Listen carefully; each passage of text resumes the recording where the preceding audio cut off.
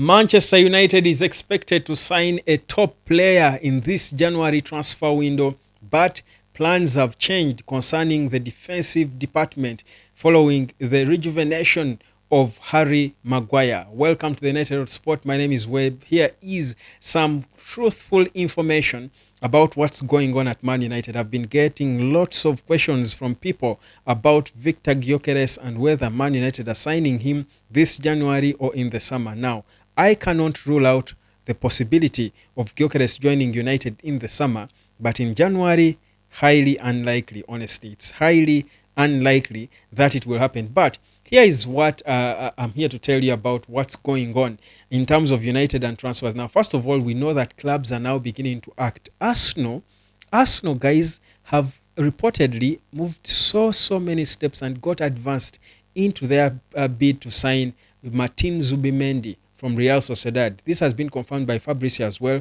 It is looking highly imminent. I've been telling you before for a long time, Zubimendi was never a player expected to stay at Real Sociedad beyond the summer, but they could sign him in the summer. But that's the Arsenal business. But let's focus on our house. Now, listen, I think Man United will soon start signing players. Now, the latest report that has come in suggests that after the rejuvenation of Harry Maguire, Man United have decided now to sign a younger, less experienced centre back instead of investing a lot of money in an already established defender.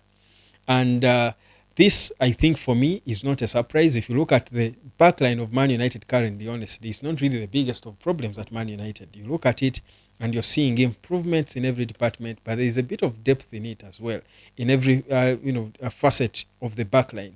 You look at the left, maybe, where Lisandro Martinez is maybe the one carrying the load by himself, and you think if they have signed the boy from Chero Poteno, maybe they are looking at him as, one of the guys for the future. But also Kukonki seems to have impressed Ruben Amorim. So whereas there is need for a left-sided, defender or maybe a wing-back, it is not perhaps necessary for Man United to sign a player who is at the level of Martinez, who is going to come in as an obvious, competitor for Lisandro Martinez, who looks to be okay. So the plan now, according to the reports we get, is that even if they want to bring in centre backs, they do want to bring in younger players, but also that they don't have the money to sign the would-be marquee or big-name centre backs to join the team. So that's the plan that we've been given, and there is talk of a certain boy who has worked with Ruben Amorim before at Sporting Lisbon. There was talks of that young man Usman, but of course we'll get more details and facts about who. But at least what we get and gather now is that the plan is not to sign a marquee centre back, but a more of work in progress, someone to try and work on and maybe come in for the future. So Gerard Brathwaite is not in the plans no more, at least from what we are picking. I think for me it's good riddance. I was never excited and moved by the whole idea of Gerard Brathwaite. I don't really rate him that high. I don't think Everton were honest in their evaluation of the player. I thought they were just trying to use Man United to save themselves from a financial situation they were in, which I think it is good it didn't happen. But there is this boy that United is linked with who is not a centre-back, but an attacking midfielder or winger. I told you about him before, in Nene Dogeres, but I've been trying to do my research about him, and some few grey areas you can see. He's a good footballer. There's no issues about his game. The disquiet about him, for me, is his fitness. I've been trying to research about his injury record because one of the problems United has had in the past windows, I think, was signing players who are injury prone, I should say, who are not going to give you so many minutes fit. And the injury record of this boy can be a bit of a concern because this is him. He's a good footballer. I spoke about him before. Complete, proper attacking midfielder who can make sense for United. But you look at that injury record and you're seeing from the 2023-2024 season, he was out for for some time, injured. He was out for 17 days, then 27 days, then 18 days, having injuries in the ankle, that is twice, and the hamstring injury. Now, that record doesn't look so good for a player United are looking to sign. He was out for 18 days from October 5th to October 22nd. That was his most recent injury. Then, but before that, he had been out for 27 days from March to April, and then from Feb to March, he was out for 17 days. That does not really look good a record. Now, mind you, this guy was playing in Red Bull Salzburg. These injuries are at Red Bull Salzburg, which is playing in a rather less competitive league. Now, you can imagine with the demands of the Premier League and its competitiveness, what will happen to this boy with his ankle, which seems to be, I think, his most disturbing injury.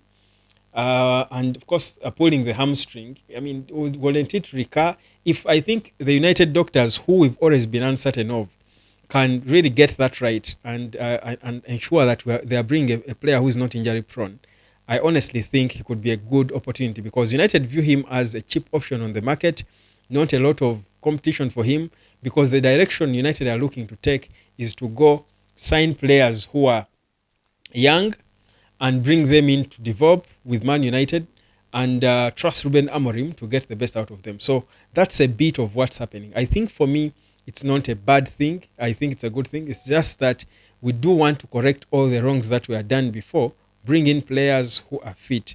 This boy, as I've shown you, has got a questionable injury record. That's Nene Dogeles. But that said, of course, Patrick Dogu is the other player who is on the list in terms of wing backs. United are trying to bring in, and I think in the next coming days, in the next coming weeks, there could be movement for Man United in terms of players going out, but also players coming in because it's looking imminent. Now, in terms of a big market player, I saw somewhere, I think.